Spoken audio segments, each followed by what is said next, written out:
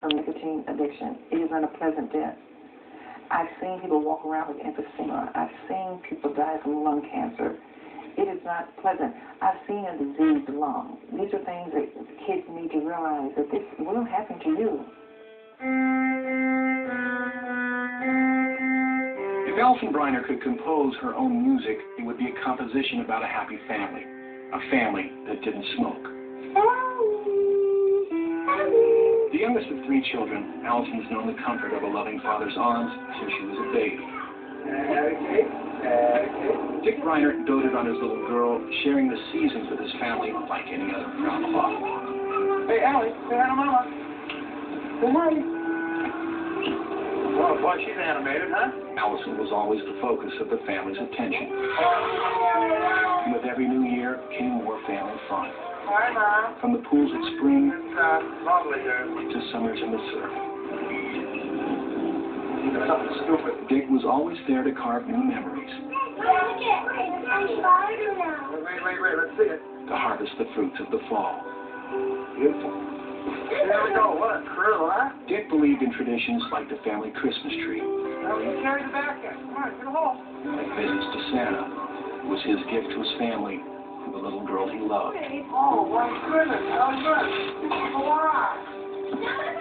But even on Alison's first day of school, there was always something else in the picture. A cigarette with her mother's morning cup of coffee, the smoke she could still smell coming from her father's hand.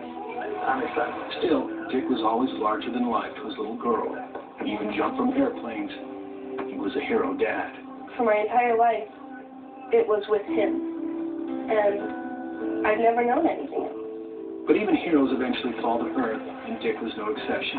He called his wife Glenna from the hospital not long after this landing 2 years ago. And he said 2 words that changed the family forever. Lung cancer. I was scared to death. I felt like I knew that he was going to die. And not much later, Dick Briner did die, in the very chair where Alison now sits and remembers her father's dying words. He's given him a Father's Day card. It said, "You remember the first thing you taught us, Daddy, what it feels like to be loved." And the last thing he said or tried to say to me was, "I love you." Dick's death has left an important hole in all of our lives that will never, ever be able to be filled up again. Death is real now. Down in the basement, a squadron of model planes Alison built with her dad. She still can't finish the last one, the one they were building when Dick died. I put it up in its box, and I haven't been able to take it out, because that's not what I do alone, that's what I do with my father. Tell your own personal story about my father. Alison knows her classmates can relate.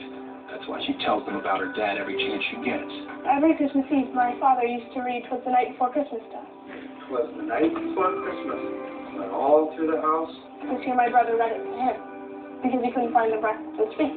Now all I have left are my memories, some photos, and a box of ashes, singing in my mother's bedroom. Alison wants her peers to think about her dad when they think about smoking. Because it's not worth it, it never has been worth it, and it never will be worth it.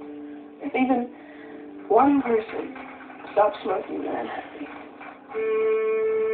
But Alison's summer composition doesn't include happiness, not because of her dad's untimely death, but because her mom and sister still smoke in spite of it. This past year has been so stressful that I smoke for comfort, for the false comfort that it offers. But there'll be no comfort for Alison until the day her mother and sister quit.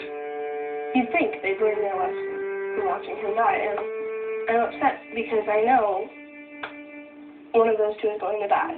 And it doesn't take much to remind Alison of how unfair it is, how fast a family crashes after so many years of smoke.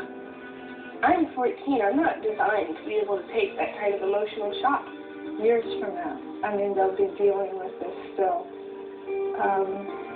To have lost their father when they were so young. When you're little, you'd go out, you'd go on the high bar, you'd do anything because you don't get hurt. And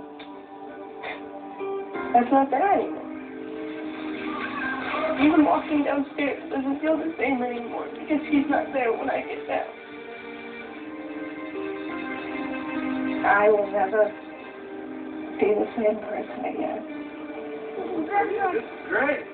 And neither will Allison, a little girl forced to grow up too fast, composing poems about the future now because of her father's past.